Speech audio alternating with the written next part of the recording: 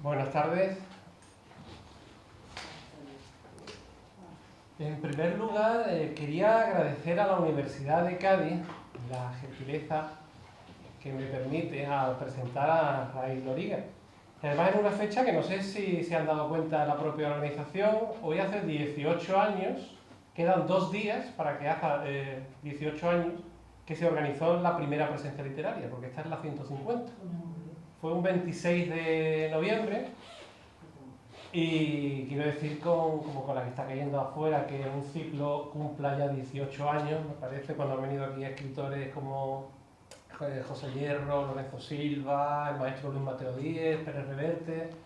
Bueno, pues enhorabuena a la organización por mantener y por haber pensado en este ciclo.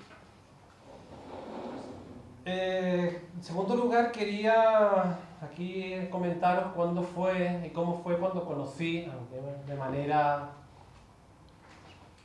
privada y de manera curiosa, más como conocí a Raíz Loriga, fue en la cola de los cines Ideal de Madrid, en noviembre de 2003, cuando estaba yo esperando para ver Love Actually, la versión original, y me encontré con que la chica que estaba delante de mí era Cristina Rosenvirgen. Inmediatamente pensé, bueno, esta chica es Cristina, el que está a su lado debe ser o puede ser Raíz Loriga, que ya había leído varios libros y al que admiraba siempre mucho, y efectivamente era. Hubo un problema en la cola con la luz de la sala y estuvimos un rato esperando, y de hecho intercambiamos unas palabras básicas, ¿no? Por la que cualquier intercambio con un compañero en el cine comentando la tardanza y demás. Y siempre me recuerdo ese día, en noviembre de 2003, que me dije, ¿alguna vez podría venir a las presencias literarias y conocerlo más en profundidad? Y bueno, 9 años y 11 meses después, aquí le estoy presentando. Así que... Raíz Loriga nació en Madrid en 1967 y su nombre es Jorge Loriga Torrenova. Es un narrador independiente, etiquetado como de escritor postmoderno, que no esconde sus influencias musicales, cinematográficas y culturales, en definitiva. Con un estilo marcadamente personal, lleno de reflexiones, de talento y con una prosa imaginativa, brillante, un estilista. Y un tipo sensato, ácido y tierno a partes iguales, aguijoneado por el veneno de la literatura, especialmente de la norteamericana, que vuelve una y otra vez al retrato de personajes que rememoran una pérdida. Me encanta de Raíz Loriga cómo describe la condición humana, y añadiría por último que el lenguaje de los sentimientos es el único que le interesa. Su obra se compone de 13 libros, 7 novelas, 2 novelas infantiles juveniles y 4 libros de cuentos, un opúsculo, de ensayos y artículos. Sus 7 novelas son Lo peor de todo, que salió en debate en el año 92, se ha reeditado ahora en Alfaguara en 2008, Héroes, de Place Janés, del año 95, que es casi un disco, Caídos del cielo, también en Place Janés, del 95, Tokio ya no nos quiere, Place Janés 99 y Alfaguara lo ha reeditado en 2008, Trífero, de Destino, del año 2000, El hombre que inventó Manhattan, del Aleph, 2004, y Ya solo habla de amor, Alfaguara también en 2008. Ahora para finales del mes de enero, si todo va bien, como me ha comentado, sacará su próxima novela en Alfaguara. Tiene una incursión también, la novela infantil, en 2005, se llama Los indios no hacen ruido, y la que hasta el momento es su última obra, una novela juvenil fantástica, El bebedor de lágrimas, Alfaguara 2011. Tiene un opúsculo con los cuentos Los oficiales y El destino de Cordelia, en el Aleph 2009, Sombrero y Mississippi, en el Aleph 2010, un libro de ensayos y reflexiones, y 2 libros de artículos, Días extraños, de la colección El Cuervo, del año 95, que no es bastante difícil de conseguir, y Días aún más extraños, desde el Aleph, en 2007. Como director de cine ha dirigido 2 películas, La pistola de mi hermano, del año 97, y Teresa, el cuerpo de Cristo, en el 2007. 10 años de diferencia entre una y otra. Es autor también de 5 guiones de estas 2 películas y de Carne trémula, del 97, de Pedro Almodóvar, del Séptimo día, Carlos Saura, de 2004, y Ausentes, de Daniel Calparoso, en 2005. Vamos a empezar con las preguntas y lo importante es que a medida que vaya avanzando las charlas, si les surge alguna duda, si también tienen alguna pregunta para hacer, pues que participemos, que somos pocos y podemos mantener una charla distendida con el autor. Lo primero que quiero preguntarte, voy a hacer, pues, de tus 7 novelas, vamos a ir preguntándote de cada una, un par de preguntas para no ser muy cansino. Cuando uno, dijiste textualmente, cuando uno comienza a escribir lo hace con tanta ingenuidad que no piensa en tener que explicarlo algún día. ¿Qué significó para ti encontrarte por el camino con el editor Constantino Bértolo, que fue tu primer libro en 2002 en Debate? Pues, bueno, buenas tardes a todos, primero, y gracias por venir. Pues es una cosa que ahora cuando estabas leyendo toda la retahíla de mi trabajo, lo primero que he pensado es, no me extraña que esté tan cansado, porque aunque es un tiempo un poco dilatado, casi 20 años, son un montón de cosas. Pero eso no te hace olvidar nunca, lo he hablado con otros colegas escritores, el primer libro. La sensación de llevar unos folios. En aquella época no había ni floppy disk, ni mucho menos se podía mandar nada por internet. Ir con tus folios a un sitio que te parece sagrado, que se llama editorial.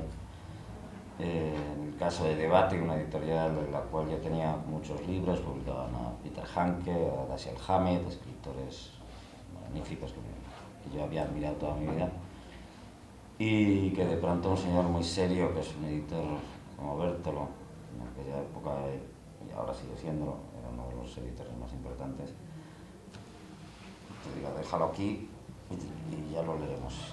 Te llame y te diga, nos ha gustado mucho y lo vamos a publicar. ¿Lo conocías? No lo conocía, no lo había visto en mi vida. Y cuando me llamó a su despacho para decirme, nos ha encantado el libro, lo vamos a publicar, pues estás como, ¿no? Supongo como los chavales cuando les llaman para jugar en la selección española, les dicen que les quiere ver el Real Madrid o el Cádiz. Y la verdad es que te parece todo como si lo estuvieras viendo en una película, como si lo vieras desde fuera, ¿no? Porque es algo con lo que has soñado tantas veces y te parece imposible que sea de pronto en un segundo lo consigas, ¿no? Tuve la enorme fortuna, que no nos pasa a todos los escritores, de no tener una travesía en el desierto para llegar a ese momento, y a lo mejor por eso he tardado más años todavía en darme cuenta de la importancia que tenía, ¿no? Porque muchos escritores que han mandado una novela les ha sido de vuelta, la han mandado a muchos sitios, les viene siempre de vuelta con una carta más o menos afectuosa, que es al fin y al cabo una negativa, y la tiran, empiezan otra con la desesperanza de haber fracasado ya una vez o haber sido rechazados, y vuelven a empezar y les vuelve a pasar lo mismo, y hay muchos escritores que han sufrido, y escritoras que han sufrido pues, ese trauma y ese mundo del rechazo, ¿no? Que pasas muchos años escribiendo, un par de años mínimo escribiendo un libro, y de pronto no sirva para nada, ¿no? Y yo era muy joven, la verdad, tenía 21 años, y de pronto, pues, para mí me parecía casi impensable que un escritor de 21 años en España pudiese publicar un libro, pero aún así lo intenté y me salió.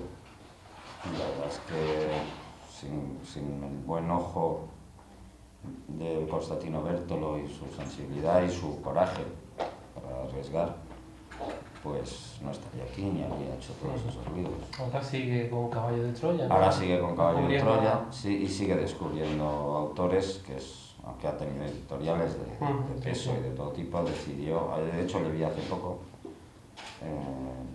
hace unos meses en la última Feria del Libro, en un encuentro que suele hacer la editorial Mondadori con escritores, editores para celebrar la feria, y siempre que le veo es una alegría, ¿no? Y me dijo que sí, que había decidido dedicarse ya solo a autores nuevos, que estaba un poco cansado también del día a día de la editorial y ahora se dedica simplemente a descubrir autores, lo cual es un trabajo muy bonito y muy importante, porque está bien que los que estamos aquí sigamos trabajando con suerte, pero es fascinante que alguien todavía siga buscando nuevos autores, ¿no?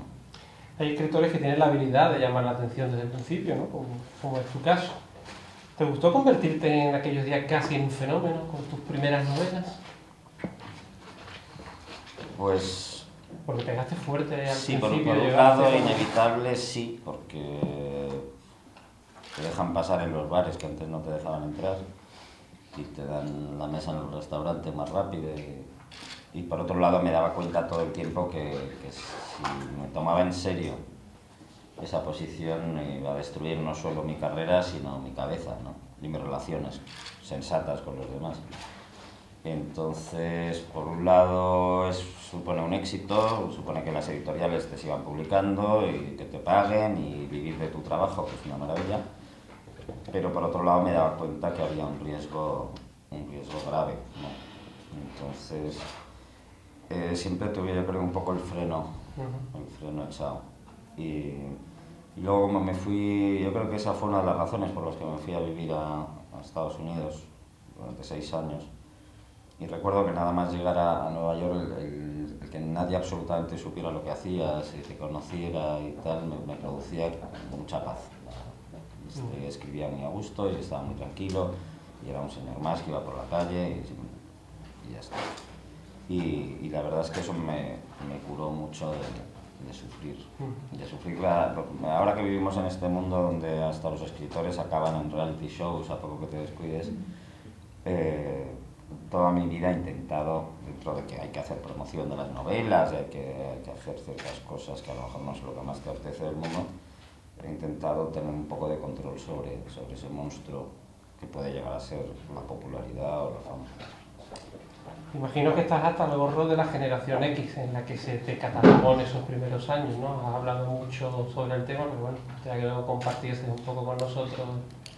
Pues fue una cosa extraña, porque tal y como yo estudié literatura y el concepto de generación, hay una serie de parámetros que se tienen que dar para poder hablar de una generación, ¿no?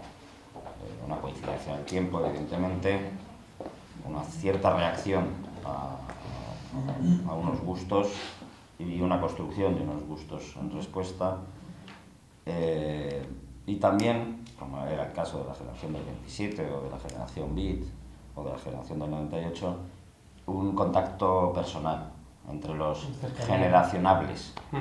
Y en este caso nada de eso se producía exactamente, porque los escritores, que no quiero ni decir ni buenos, ni malos, ni regulares, con los que se me ponía eran personas a las que yo no había visto nunca, no conocía, trabajábamos cada uno por un lado. Y bueno, se montó eso de la generación X. A mí me pilló por sorpresa, por un lado, porque cuando yo publiqué mi primera novela no existía la generación X como término. Generación X se sacó de un libro de Douglas Coupland que se llama así, Generación X. Y para cuando llegó ese libro de Coupland yo ya había publicado 2 novelas, entonces tampoco me sentía... Incluso algunos de los que estaban más a la vanguardia, algunos nombres, ahora están un poco desaparecidos, incluso de esa hipotética generación, ¿no? Sí, lo que hubo en aquel momento, yo creo que movido por el éxito que tú hablabas, que tuve yo y que tuvo José Ángel Mañas ganando el premio Nadal, que hubo una especie de frenesí editorial por publicar autores jóvenes como si la juventud fuera un valor per se. Y entonces, te digo que llevo ya 20 años en el negocio editorial y lo vi suceder porque estaba dentro, ¿no? Los editores le dieron la vuelta a la pila de libros, ¿no? Antes los de la gente joven los ponían abajo pensando que ya aprenderán o que total que nos va a contar un chico de 20 años o una chica de 20 años. Y en ese momento le dieron la vuelta. Se produjo la injusticia inversa, ¿no? De pronto escritores que llevaban mucho tiempo publicando tenían problemas para publicar y se publicaron hasta una niña de 14 años y cualquiera joven parecía un valor en sí mismo. Entonces se puso de moda la literatura juvenil. Igual que otras veces se pone de moda la literatura criminal escandinava, como ahora, o la erótica, como viene ahora también, o la novela histórica. Y entonces incluso tus agentes te dicen, tú no estarás pensando en una novela histórica, pues no lo he pensado ahora y probablemente no lo piense nunca. pero son modas literarias, ¿no? Y bueno, afortunadamente he sobrevivido bien a ellas y aquí sigo. Héroes, lo he repetido antes, es casi un disco, ¿no? Es muy musical. ¿Qué nos puedes contar? Es todo lo musical que puede ser un libro, ¿no? Porque no tiene Se música. podría sacar una banda No sonora, tiene música, perfectamente. evidentemente. Héroes sí lo pensé como es.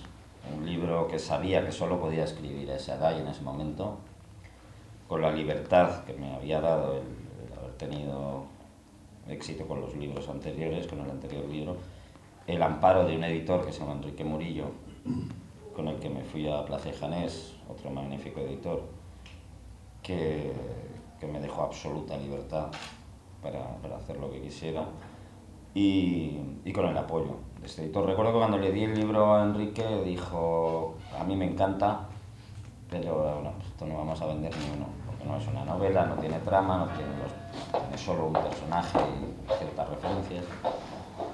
Y luego se equivocó porque vendió muy bien ese libro, para nuestra sorpresa, para mí el primero. Y sí, lo pensé como un homenaje a lo que había sido mi adolescencia. Pues un chaval encerrado en un cuarto oyendo discos. Y cómo eso me había formado. Yo recuerdo como a todos los chicos, pues igual que ahora les decimos, vas a acabar embobado con la PlayStation o con la Xbox. A mí me decían todo el día con ese ruido, con el chunda chunda. Y para mí el chunda chunda era David Bowie, era Bob Dylan, era Lou Reed, era la Velvet Underground. Y eso me iba formando ideas, imágenes, sueños, y todo eso era mi vida. Esa habitación con esa música era mi vida. Y eso era un poco lo que quería poner en el libro. Y en el formato similar a como eran esas canciones. En Tokio ya no nos quiere, tu cuarta novela. Estos días la he estado volviendo a leerla, me la leí en su momento. Transcurre por Arizona, Bangkok, Vietnam, Berlín, Madrid, Tokio. ¿Es una novela sobre la memoria, una historia de amor, un libro de viajes o todas estas cosas juntas? Pues un poco todas esas cosas juntas. Es una novela contra la memoria y sobre la memoria. Es una novela que habla de la posibilidad de vivir sin memoria y del daño que eso podría producirnos. Primero, una sensación de enorme libertad, evidentemente. Es la que se respira con el protagonista, uno Claro, viajando tanto y haciendo... Y luego una sensación a la larga de vacío, de perder pie, de no tener conexiones con nada. Recuerdo cuando el libro salió en Alemania, estaba dando una charla similar a esta, pero como las hacen en Alemania, que las suelen hacer en un bar con cervezas y son un poco más animadas. Y estaba presentando Tokio y hablaba de la gente que no había leído aún el libro, de la posibilidad de olvidar cualquier cosa selectivamente, es decir, que es de lo que trataba el libro, ¿no? Olvidar algo que no nos compete o que pensamos que no tenía que habernos sucedido. Es decir, el extremo máximo sería una violación, ¿no? Dices, ¿por qué tengo que ser yo la persona a la que le ha sucedido esto toda la vida? ¿Por qué no puedo olvidarlo? Desamor, cualquier tipo de daño, dolor. Ahora estamos con las víctimas de ETA, ¿no? ¿Por qué la gente no puede liberarse jamás de esos recuerdos? ¿Y qué pasaría si pudiera? Y recuerdo que estaba hablando de esto y yo estaba en Berlín y veía las caras de, cuando dije lo de cómo sería poder olvidar algo, yo veía que muchos se asentían y empezaban como a soñar con la idea. Y cuando se abrió el turno de preguntas, la primera mano que se levantó dijo: a todos los que estamos aquí creo que nos gustaría olvidar que somos alemanes. Por la historia, el drama de la historia de Alemania. Y decía, claro, esa posibilidad, todos estábamos soñando con la idea de qué pasaría si pudiésemos olvidar todo ese periodo de la historia de Alemania que ha condenado a nuestros padres y de alguna manera nos sigue condenando a nosotros, ¿no? Y de eso habla un poco el libro.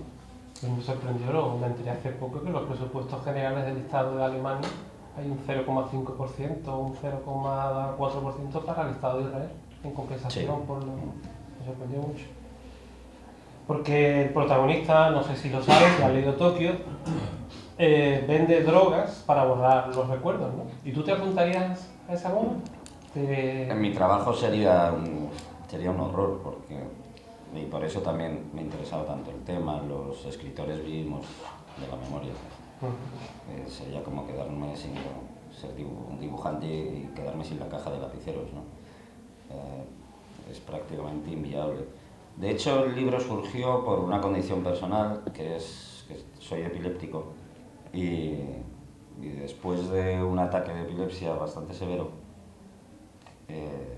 me desperté en un hospital con los recuerdos absolutamente borrados de cualquier cosa que me hubiera pasado en la vida, no recordaba ni mi nombre, y con una condición que es bastante extraña, que se llama afasia, que es que no tienes ni recuerdo del lenguaje.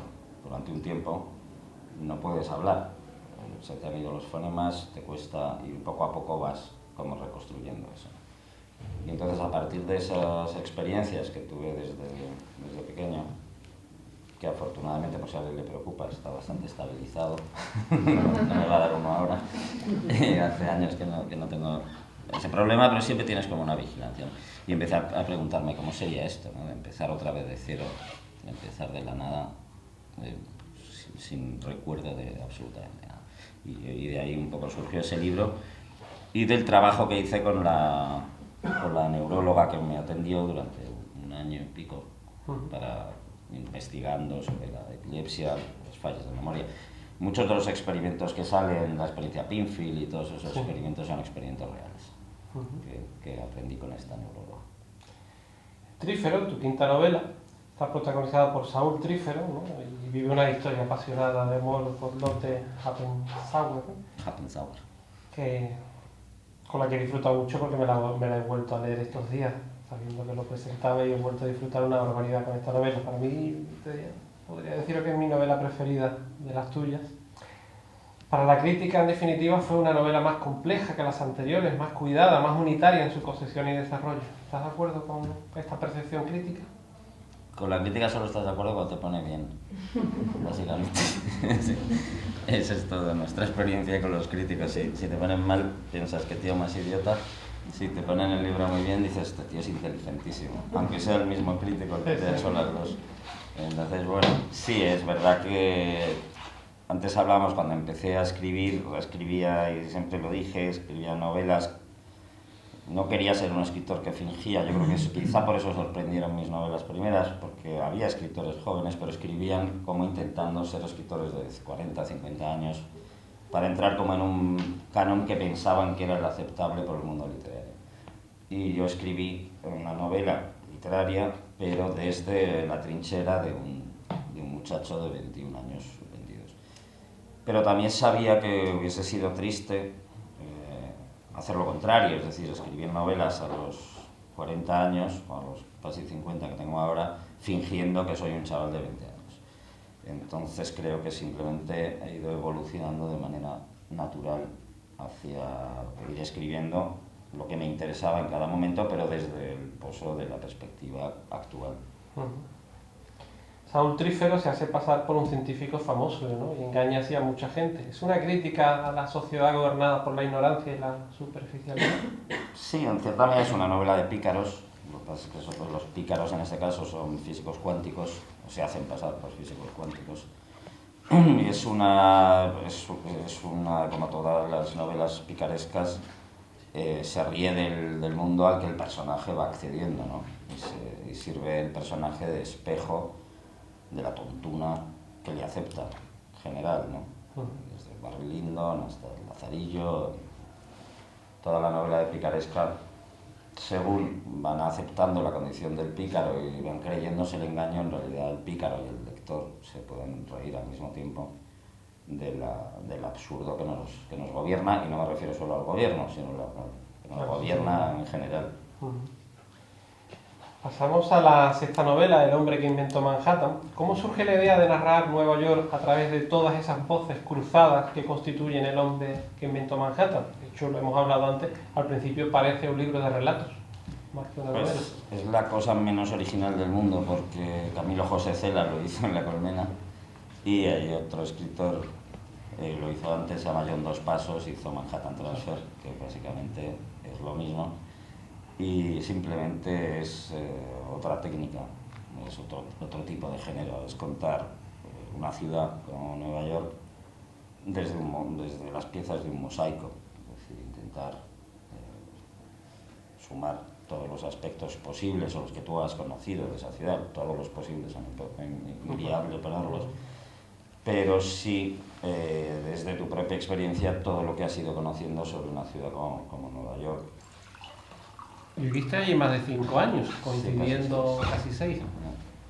Te iba a preguntar por aquí qué se puso para ti esta experiencia, tanto personal como literaria. Ese anonimato del Bueno, que te personal comentaba. es obvio que todo el que haya estado en Nueva York y el que no, es una ciudad maravillosa, como París, Sí, pero ya vivir como 6 Roma. años es otra Y concepción, ¿no? sí, es una ciudad más dura que cuando vas de visita. Es verdad que cuando vas 10 días o 15 días decía un amigo mío, escritor, Rodríguez Ford, que Nueva York era como una puta. Si te quedas mucho rato, no le caes nada bien. Al principio se ofrece según el dinero que lleves, es decir, que tienes tu hotel, tienes tu taxi, tu limusina si te llega el dinero, vives un poco a cuerpo de rey, muy a gusto durante X tiempo, lo que te dé el viaje, 3 días, 4 días, 5 días, 10 días. Pero luego, como te quedes mucho más, empiezas a ver que no te quiere tanto. Y entonces, bueno, la experiencia se va haciendo más intensa y más interesante. Vivir en una ciudad así, que es una ciudad hecha para el comercio, muy salvaje, siempre tienes la sensación de que por la noche la sacuden y el que no tenga suficiente poder o dinero o fama se cae, o es un turista, se tiene que ir, ¿no? Y cuando llevas ahí mucho tiempo, por otro lado, te haces con la ciudad, te acostumbras a vivir en ella y te relaja esa histeria que tienes en las primeras visitas, que vas como, subo aquí, bajo aquí, me subo al Empire State, me bajo de no sé dónde, me llevan al museo, tal. Entonces pues estás tranquilamente, paseas a tu hijo por el parque, pasas un día leyendo un libro en un café y se vive más la ciudad. Y hay zonas de la ciudad también que a lo mejor de turista no llegarías. Ya solo habla de amor, tu séptima novela. Es una novela de reflexión, un tanto desoladora, ¿no? Que produce desasosiego. La crítica en este caso no ha sido tan inteligente, ¿no? Y no ha sido tan benévola contigo. ¿Es algo que te preocupa? Te diré que es curioso lo de la crítica, porque, claro, cuando yo empecé, pensaba que los críticos eran unos súper sabios, unos señores inteligentísimos que vivían en un mundo aparte, que lo sabían todo y que el pobre escritor casi no podía acceder a su iluminación. Después de 20 años conoces a muchos críticos y muchos incluso te haces amigo de ellos. Tengo críticos que son íntimos amigos. Y entonces vas normalizando esa relación, ya no te dan miedo como al principio y piensas, pues este crítico me interesa, este no me interesa tanto, vas leyendo mucha crítica, yo mismo he hecho crítica literaria, primero en Diario 16 y luego en Novelia durante tiempo, y al hacerlo tú también pues te das cuenta del límite de tus razonamientos, del límite de tus iluminaciones y digamos que la espada de Damocles ya no es tal, ¿no? Entiendes la crítica como una guía, un pensamiento añadido a un libro, una manera para el lector de ordenar un poco la vorágine editorial y todo lo que se publica, y entonces ya pasas a lo que te decía antes, si te ponen muy bien, pues te ponen muy bien, y si te ponen regular, pues regular, y si aunque no te insulten, normalmente cojo la crítica, miro a ver si dice algún insulto, y si no, pues ya me quedo tranquilo. Me acuerdo cuando trabajé con Carlos Saura en la película El séptimo día, que escribió el guión y el dirigió. Cuando salió la película, pues la crítica la puso muy bien. Pues las estrellitas que ponen los periódicos, 5 estrellas, que era el máximo. En el País, y en el Ocio, y en el ABC, y en otros. Y entonces llamé a Carlos, muy emocionado. Carlos, nos han puesto 5 estrellas. Y me dijo, Ray, soy demasiado viejo para que nadie me ponga estrellitas. Pero gracias por eso. Y vas llegando un poco a esa actitud también, ¿no? Con el tiempo. La crítica más demoledora que he leído yo, una que se componía de 2 palabras, era en la revista Renacimiento, sobre una novela de Sánchez Dragó. Y la crítica era, vaya mojón. Ahí empezaba y ahí terminaba. La verdad que la recuerdo perfectamente, Sí, la tengo muy... El alter ego del protagonista de tu última novela es Ramón Alaya. Ahora con la jueza Alaya te ha pisado, sabía que existía esta mujer. No, aparte este es un jugador de polo argentino. Sí, argentino, sí. Me llamó la atención, es un apellido muy común, al menos no lo conozco mucho. No, había un compañero de colegio que se llamaba así. Normalmente en mis novelas o no aparecen nombres o suelo buscar nombres que me recuerden a alguien concreto. Y lo caracterizas tal vez un poco. Utilizo nombres, aunque luego el personaje no tenga absolutamente nada que ver, me suena a mí más real. Si he conocido a alguien, a veces mezclo el nombre con el apellido o cambio 2 letras en el apellido para que nadie se sienta ofendido. Pero sí suelo utilizar nombres que de alguna manera conozco porque me suenan menos falsos a la hora de escribir. A mí, al lector le da lo mismo porque todos son nombres, pero a mí me suena más. Sí, pero la intrahistoria de cómo se escriben nos interesa. El protagonista, Sebastián, es un romántico radical. ¿Por qué has escrito sobre una persona así? ¿Eres más romántico de lo que parece? Leyendo estos días que me he pegado un tute de Ray Loriga, ¿no? Y ¿eres más romántico de lo que parece bajo esa apariencia? Romántico es una de esas palabras que de tanto decirlas y utilizarlas en contextos quizá no muy apropiados, pierden un poco el sentido, ¿no? Es como... me decía mucho la palabra rebelde.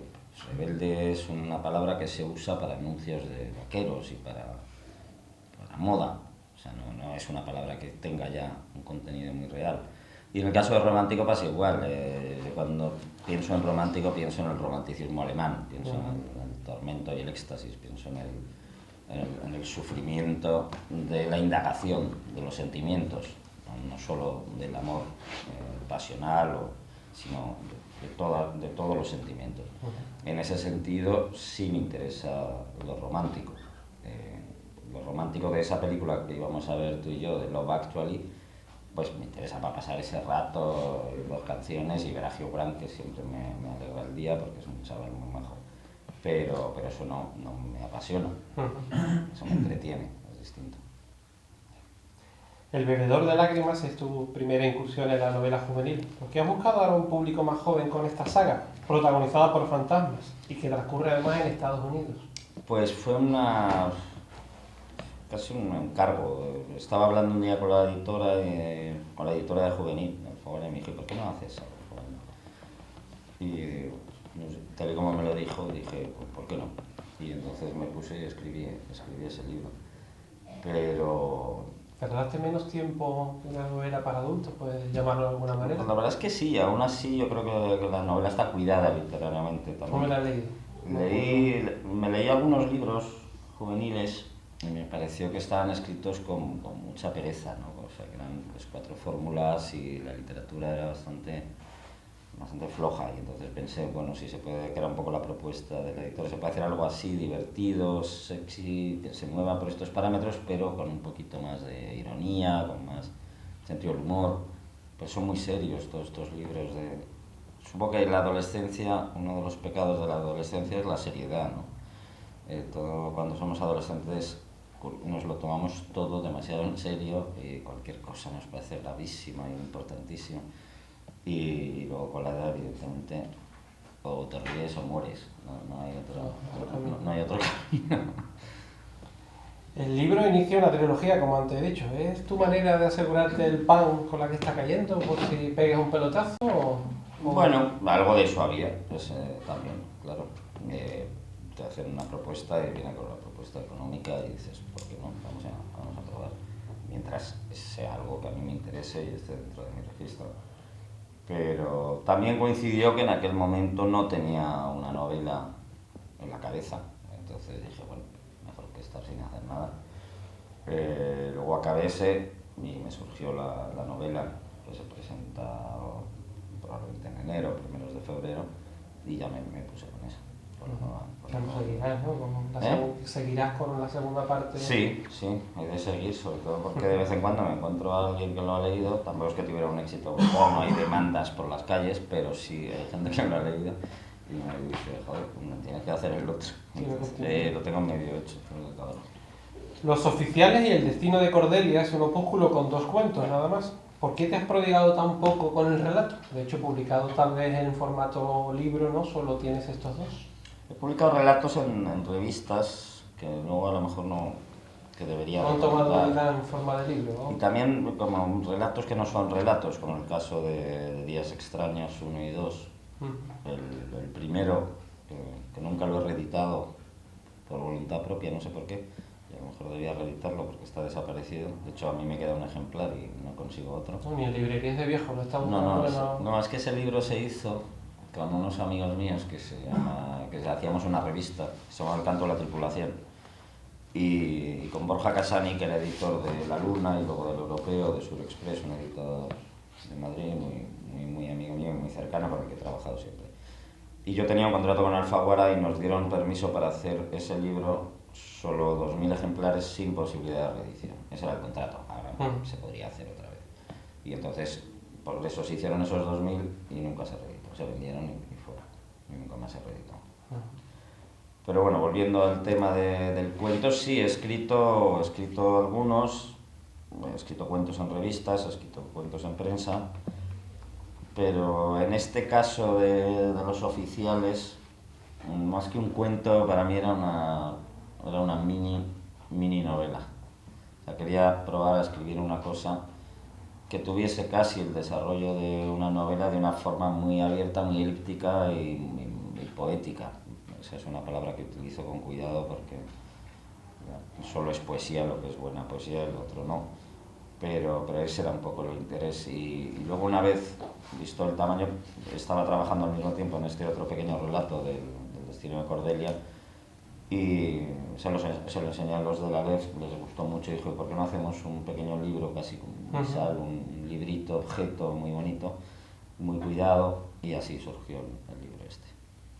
Sombrero y Mississippi es una reflexión sobre el proceso que lleva un autor a escribir de una determinada manera o simplemente a escribir.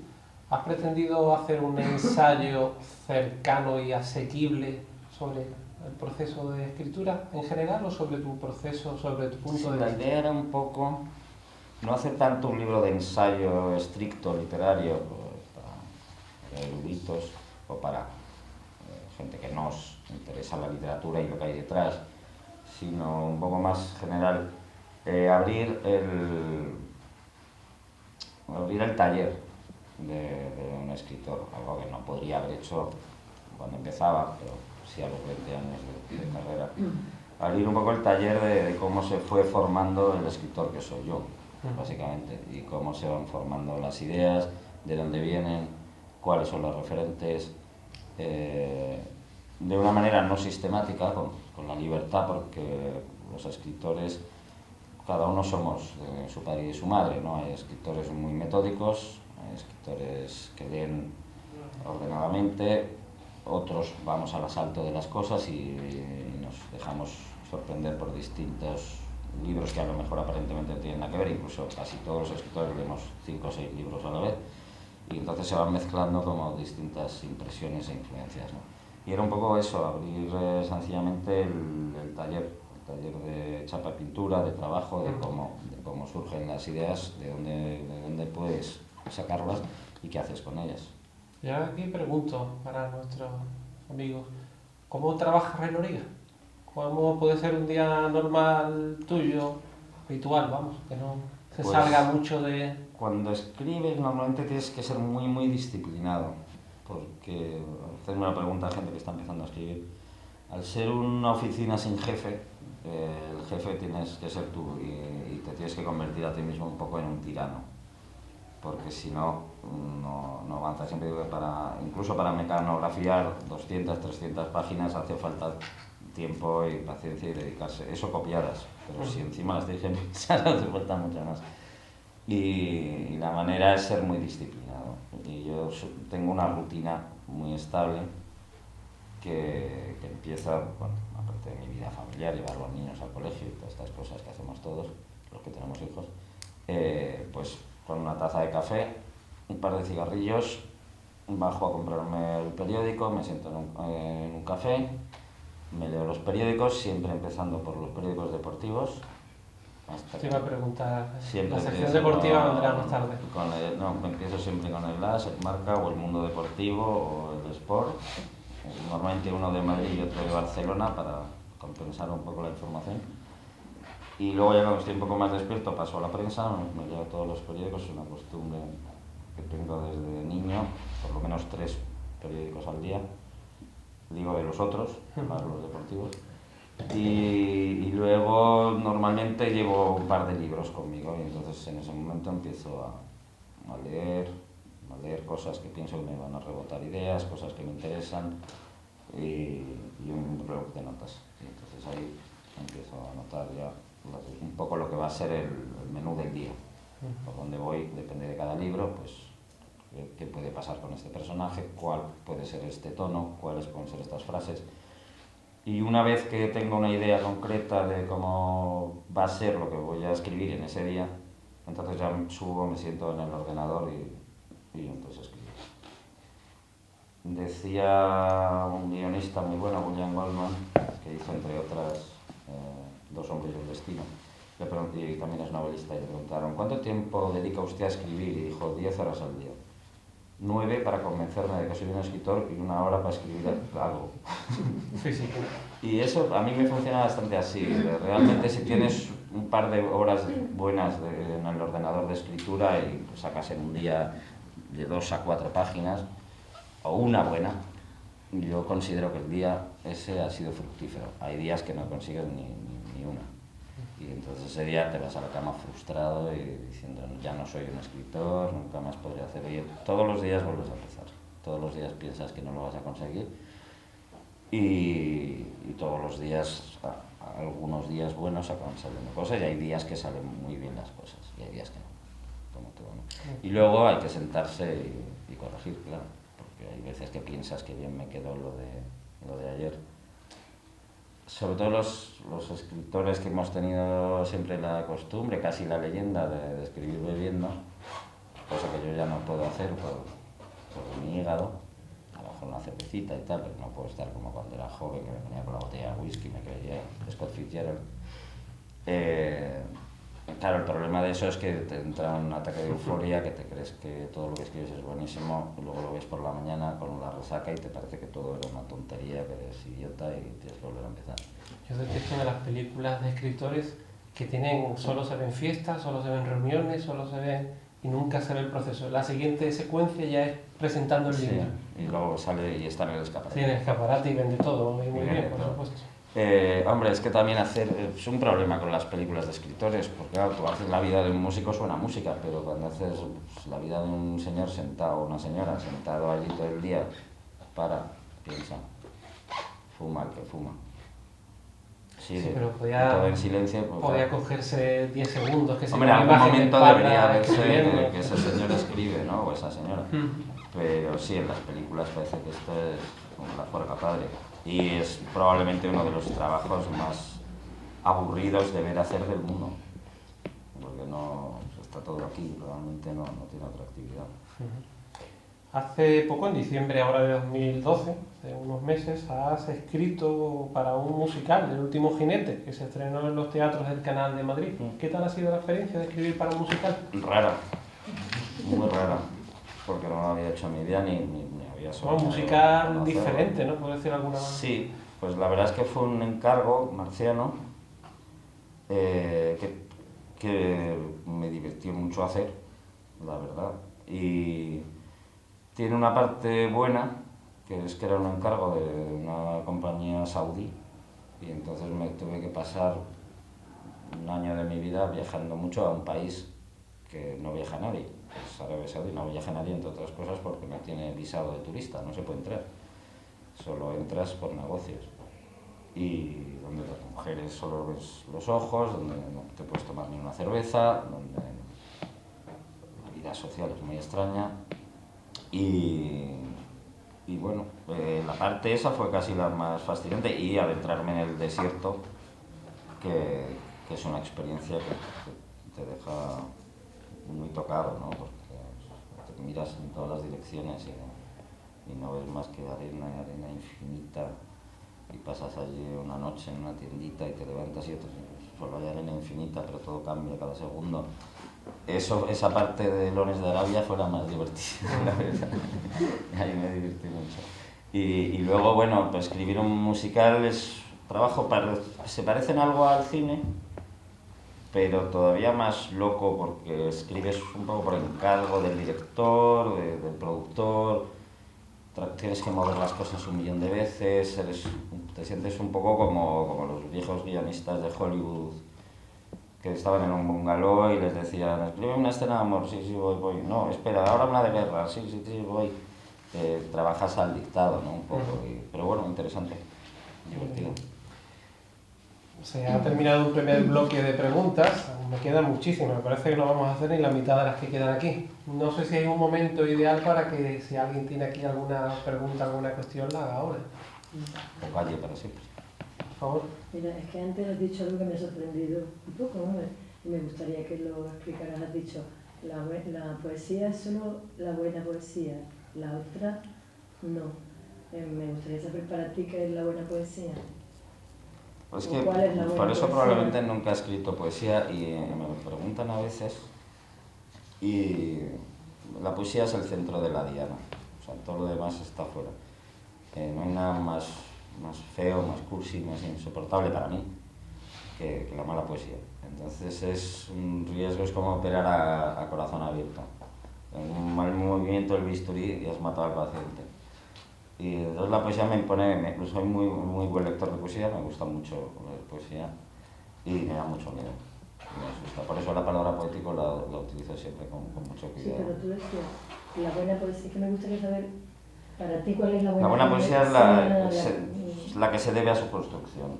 Es decir, poesía, en general la literatura se debe a su construcción, pero la diferencia es que en una novela puedes esconder algunos errores, puedes esconder algunos fallos o tiros que has intentado apuntar al centro y han dado en un lado. Y a lo mejor ahí dices, bueno, en vez de dar en el centro la diana, pero me ha dado un poquito cerca.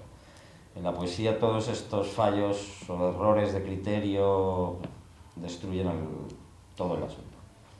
Y con buena poesía, pues los buenos poetas, los que todos hemos leído, Góngora, Quevedo, Walt Whitman, Alberti, William Carlos Williams, los que hemos leído. Y no todos sus poemas tampoco. No todo Alberti, no todo William Carlos Williams, no todo Walt Whitman, probablemente sí. Pero son sus aciertos. Y por eso la poesía me parece un territorio muy delicado y muy violento con el fracaso. Por favor. ¿Qué ganaste y qué perdiste con el cine? ¿Cómo fue tu relación con él? Bueno, espero que no se haya acabado. Todavía espero hacer otra cosa. Gané amigos. Y una cosa que siempre me encantó de trabajar en cine, que es trabajar con otras personas. La vida del escritor es muy ensimismada. Eres tú y tú. Es una isla. Tú y lo que lees. Es tu único contacto con los demás son tus lecturas. En el cine es un trabajo de colaboración. Y entonces es tu parte de talento, la parte de talento del otro, la parte de talento del otro. Trabajar con un director es totalmente distinto que trabajar con otro. Cuando trabajas con Pedro Almodóvar estás en el mundo de Pedro Almodóvar. Cuando trabajas con Carlos Saura es otro mundo totalmente distinto. Y eso yo creo que te ayuda también luego a hacerte incluso mejor escritor, ¿no? Porque te adaptas a las circunstancias, puedes aceptar las ideas de los demás e intentar hacer lo que ellos te piden, ¿no? Pues en ese sentido me parece un trabajo muy bonito. Y luego a la hora de dirigir, pues trabajar con imágenes, pero en este caso no imágenes de la mente, sino imágenes reales, ¿no? Lo cual es muy bonito, y la experiencia de trabajar con un equipo de gente con talento, el trabajo con los actores, por ejemplo, me gusta mucho. Pero me gusta. Trabajaste con una estrella, ¿no? En Cierne, como Paz Vega, ¿no? Bueno, he trabajado con Paz Vega y con una estrella más grande que es Geraldine Chaplin, sí. Con Eusebio Poncela, con Viggo Mortensen cuando no lo conocía nadie, con Ana Galiena, y el trabajo con los actores es muy satisfactorio. Es una relación muy interesante, muy intensa, breve en el tiempo, pero muy intensa. depender de ellos e intentar ayudarles a sacar lo que tienen. Bueno, entre La Pistola y Teresa transcurrieron 10 años y desde Teresa para acá, bueno, no sé, pero ya han pasado unos cuantos. ¿No tienes pensado? Ha habido algún proyecto por ahí, el cine español, como bien saben todos ustedes, vive su mejor momento ahora, económico, de público y de todo tipo, y la producción se producen películas una detrás de otra. Ahora mismo el cine español está muy parado, es muy difícil levantar una película. La parte más horrible del cine es precisamente conseguir levantar la película. Una vez que ya tienes el presupuesto y te pones a trabajar es una maravilla, pero te puedes tirar años para levantar un proyecto. Y están las cosas muy complicadas.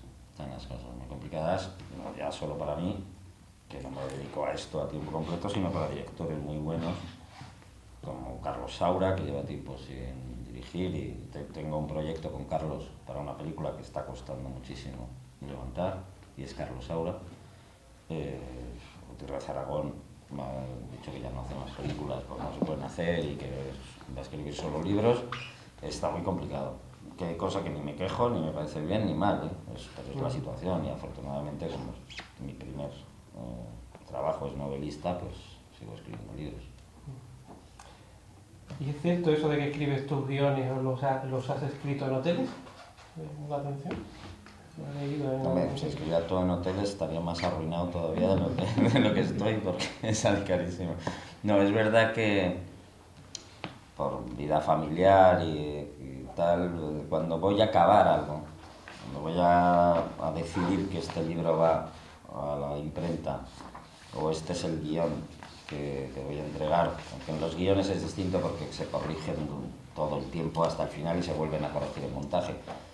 Pero sí me gusta aislarme un tiempo, 3-4 días, para estar solo y sin teléfono, sin nada, y estar pensando, por ejemplo, si es una novela, pues pararme a leer de cabo a rabo sin ninguna intromisión, tomar mis propias notas y pensar, esto me falla, esto me falta, esto me sobra, y tomar las decisiones sin otra cosa en la cabeza.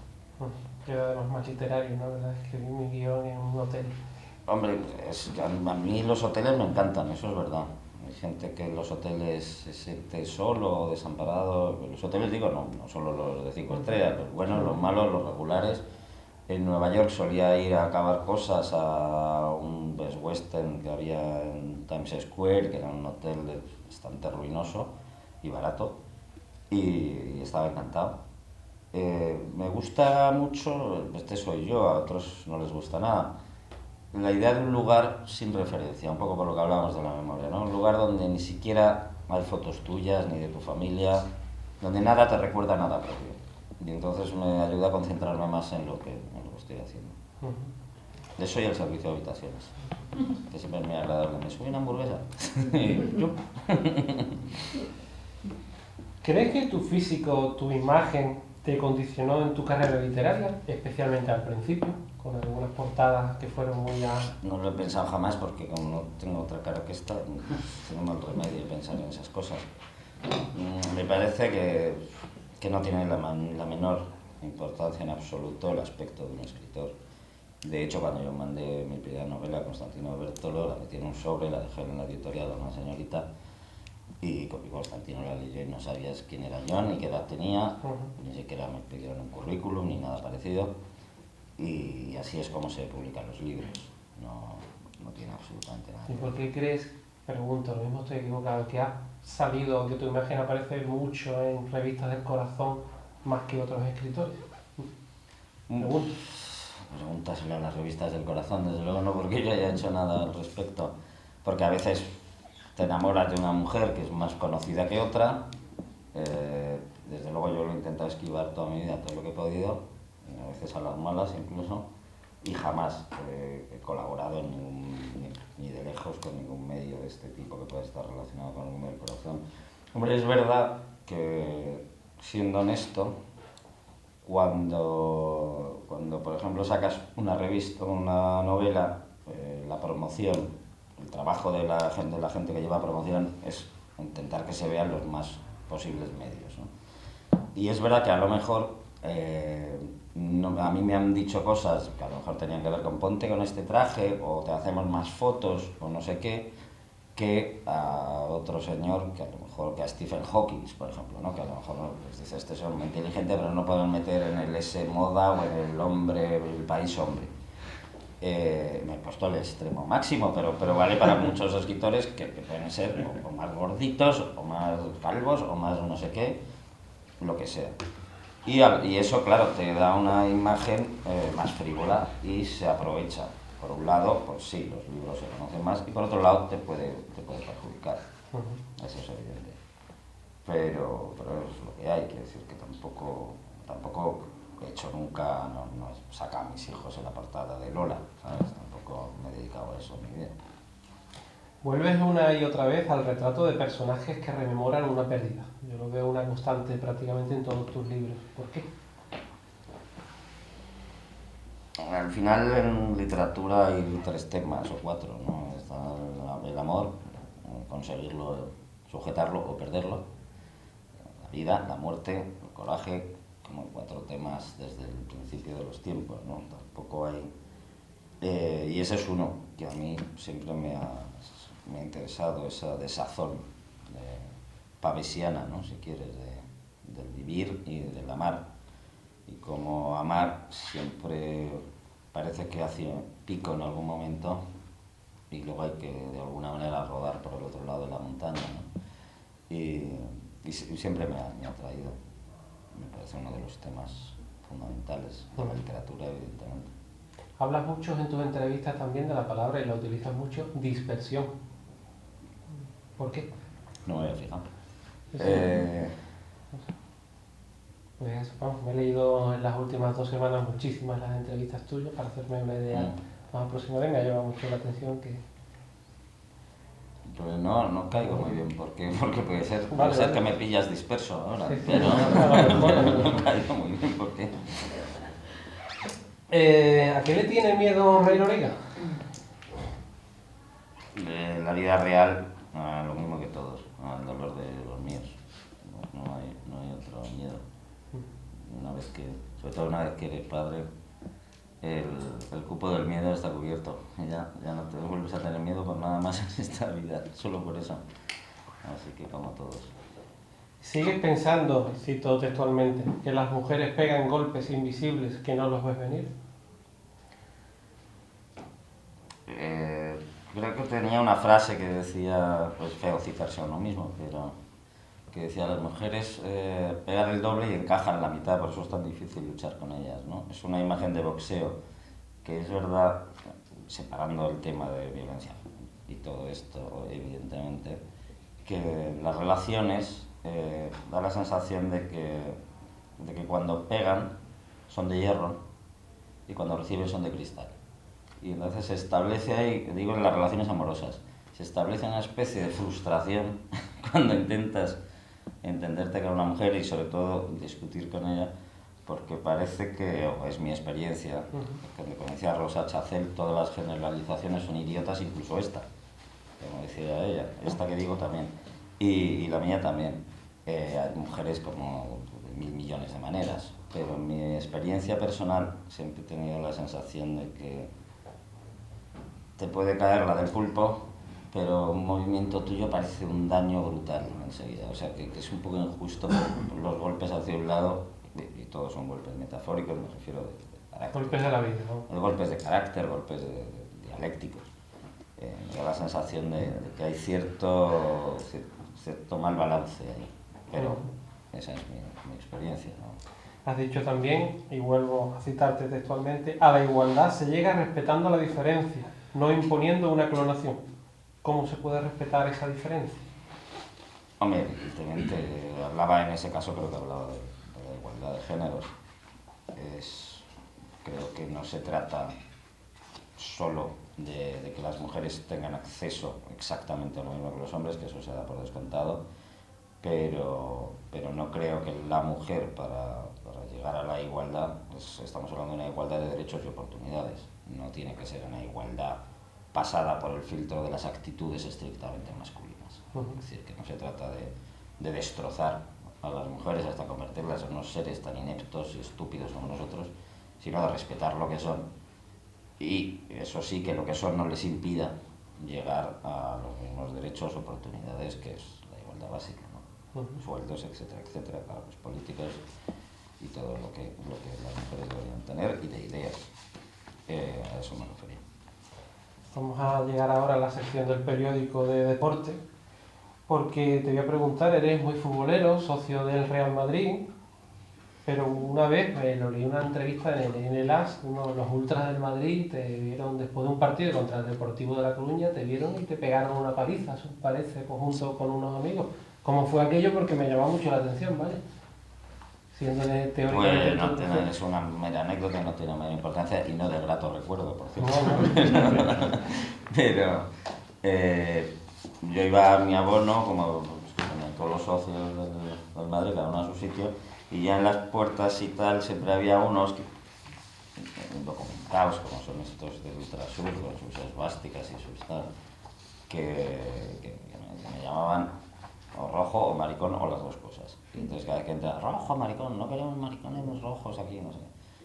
Y bueno, ¿qué pasaba? No sé. Y hay una calle donde se suelen poner ellos, en unos bares al lado de Concha Espina, y evitaba pasar por ahí, iba directo a mi abono. Y ese día, como habíamos ganado la liga, iba con otro amigo, con el que íbamos siempre juntos, Borja Casani, director, por cierto, de revistas culturales, los dos con nuestras banderas, como dos manzanillos, y de pronto nos dimos cuenta, y con la euforia de la victoria de la liga pasamos por enfrente de estos energúmenos, y lo primero que vi fue un puño así en la cara, no me dio ni discusión, ¿no? Se nos cayeron encima 4 o 5 tíos y salimos allí como pudimos.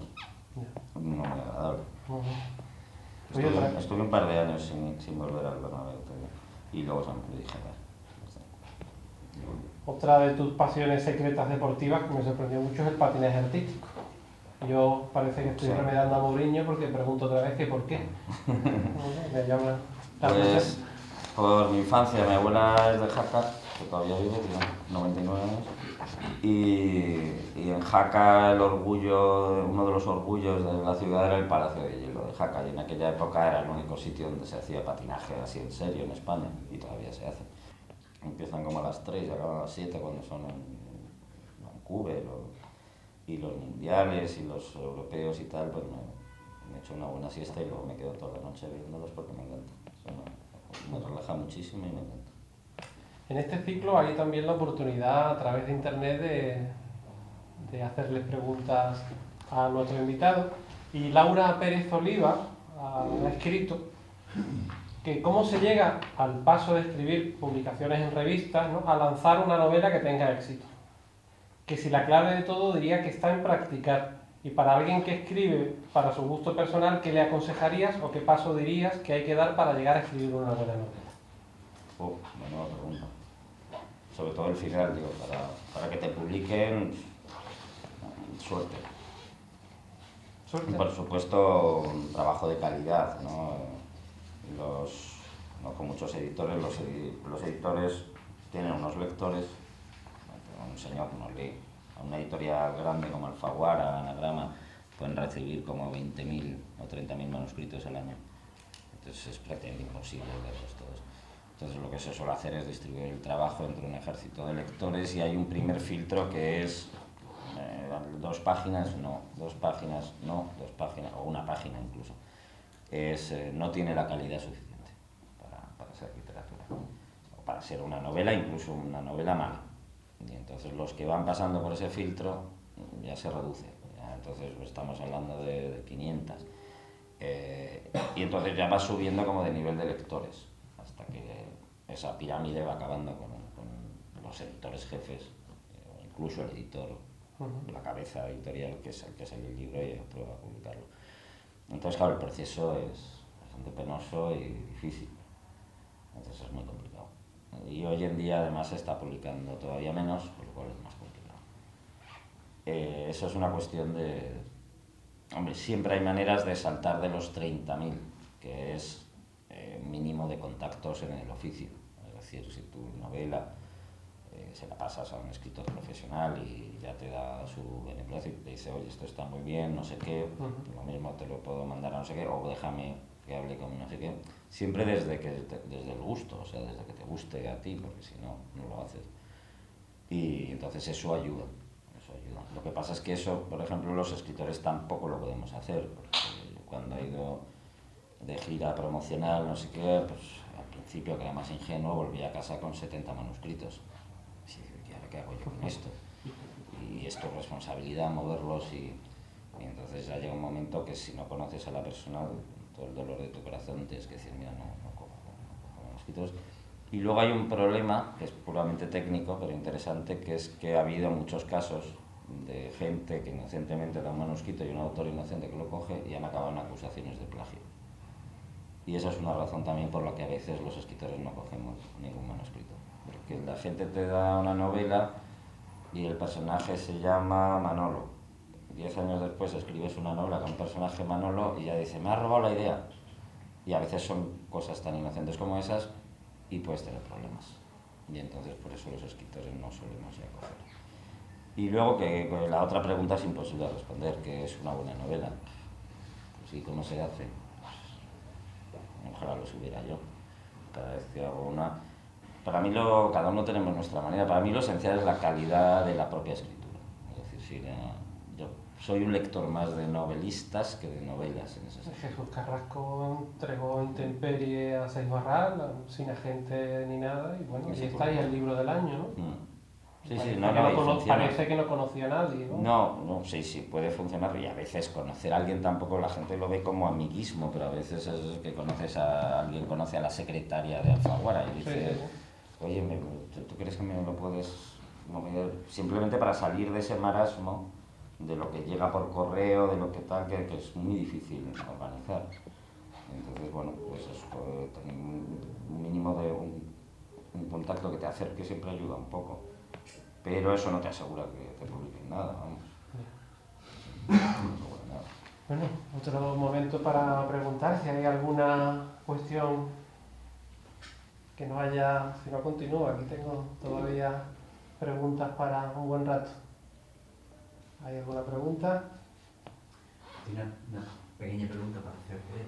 Si en algún momento tuviste claro que querías ser escritor y cuándo fue en caso de quitarse esa situación. Pues sí, la verdad es que tuve claro bastante pronto que iba a soñar con ser escritor. Lo otro es conseguirlo, que es distinto. Pero con 14, 15 años empecé a mano, como escribiendo una cosa que yo pensé que iba a ser una novela. Y como que de nada, todavía me acuerdo de todo, de cómo se llamaba, de los personajes y de todo. Luego a los 18 me puse a trabajar en la tienda de vendedor y ya como cualquier tienda cerraban de 2 a 5, ¿no? Para la comida. Y en esas 3 horas, en vez de tal, pues me ponía a escribir y ya estaba pensando en una novela, que tampoco, todo esto todavía a mano, tal, luego no sabía yo ni leerlo casi, porque era como una especie de escritura compulsiva. Y ya a los 19, 20, ya sí me compré una máquina de escribir finalmente, con mis ahorrillos, y ya sí con mis folios y pensé, esto va a ser. Y ese fue lo que todo. Ese fue el primero. Pero ya llevaba leyendo, me pasaba el día leyendo, o trabajando, o leyendo, o escribiendo. Y sin ánimo de acaparar también una vez No. tomando notas también. En tu opinión, ¿en qué se diferencia el mundo editorial de, por ejemplo, cuando tú empezaste a hoy en día, por ejemplo? ¿En qué ha mejorado y en qué ha empeorado? Hombre, ahora como todo, ¿no? Estamos en un momento especialmente malo para el mundo editorial y para todos los mundos. Antes había una especie de ilusión más constante. Se presentaba un libro, ibas a una charla literaria, se hablaba de libros. Ahora, si te fijas, incluso las páginas de cultura de los periódicos hablaban de libros. Ahora las páginas de cultura quedan muchas menos. Si un periódico medio tiene 2, 3 como mucho, casi todos son datos económicos. cosa que a mí personalmente me desconsuela mucho, porque utilizar esas páginas solo para hablar de la ley de piratería, de cómo baja la venta de no sé qué, del número de entradas del cine, en vez de utilizar esas páginas para hablar de, pues si es de cine, para hablar de cine, de Godard, de la película que ha salido, o ensayos sobre cine, o ensayos sobre literatura, o crítica literaria. A mí me parece que la cultura vive instalada en los números. Y en aquella época, bueno, una época más ingenua, probablemente había más dinero que ahora, pero tampoco había tanto dinero. Lo que pasa es que no estaba comparada la situación a nuestra locura esta reciente de en España todo el mundo es millonario, el que no es millonario es tonto. Probablemente no teníamos un duro tampoco nadie, pero veníamos de peor y entonces había más ilusión. Y ahora que venimos de un mejor muy dudoso, pero por lo menos sí, la gente tenía trabajo o más trabajo que ahora y podía vivir con más dignidad, pues claro, todo eso afectaba a la industria cultural en general, ¿no? Y yo la verdad es que cada vez que oigo hablar de cultura y que siempre sea del dinero, de la subvención, del gasto, de no sé qué, a mí me deprime un poco.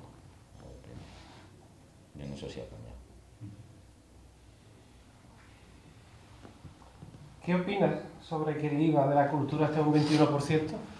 Y ahora sale a colación. Pues siempre vamos a lo mismo, pero es obvio, ¿no? Los franceses tenían un IVA del 7 para actividades culturales, cine, teatro, música incluidas, y al notar un pequeño descenso por culpa de la crisis en número de asistentes a los distintos actos culturales, lo que han hecho es bajarlo a un 5, de un 7 a un 5. Aquí a algún genio se le ocurre que un negocio que va mal y va poca gente, el mejor estímulo para que vaya más gente es pasar de un 8 a un 21, que es asesinar directamente la industria de la cultura, que a pesar de que la gente piense que son unos palanganeros y unos subvencionados no sé qué, es lo que sujeta la identidad de un país. La gente, cuando viene un extranjero a España, incluso el turismo, no viene a ver al señor Bert, viene a ver al señor Goya, viene a ver al señor Cervantes. Y cuando alguien va a un pueblo y le dicen es que aquí vivió Góngora, y en esa casa estaba Quevedo, y nadie dice aquí vivió el señor Montoro, aquí vivió no sé qué, eso no le interesa a nadie, porque no sujeta, tiene que hacer su trabajo, espero que mejor de lo que lo hace, pero la gente no reconoce un país por sus políticos, ni siquiera tanto por sus empresarios, reconoce un país, la identidad de un país por su cultura. Y en este país en concreto, que tiene una historia cultural ejemplar, llena de nombres gloriosos, parece que eso se olvidó. Fíjate estos días, ¿no? Y además, cuando ha bajado los cines y han puesto a 2,90 las colas que ha habido, incluso en el Ideal, el cine este que compartimos aquel día, la cola que daba la vuelta a la manzana, ¿no? Pues lógico, es un estímulo. Pero con un 21, un producto que está sufriendo, con un margen de ganancia muy pequeño, le pones un 21% y la gente lógicamente dice, pues...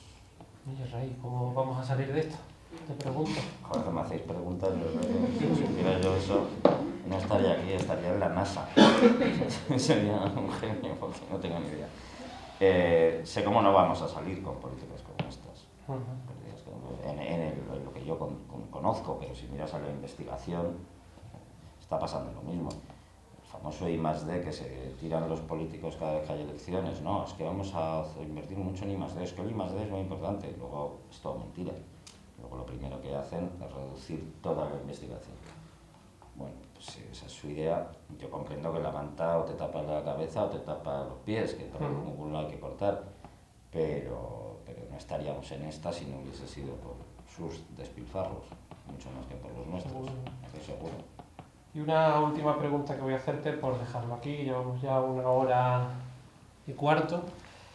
¿Tu vida es como te la imaginaste? En algunos aspectos mejor, porque nunca, pues lo que te decía, vuelvo al principio, cuando vi mi libro puesto en una librería era algo que me parecía imposible. Y ahora eso se ha convertido en una costumbre, no solo aquí, sino en una librería de Nueva York, en una librería de Berlín, en una librería de Moscú, cosa que yo no había soñado en mi vida que eso iba a pasar. En cuanto a lo laboral, muy superior a mis sueños. La vida personal, como todos, pues un desastre, pero eso nos pasa a todos.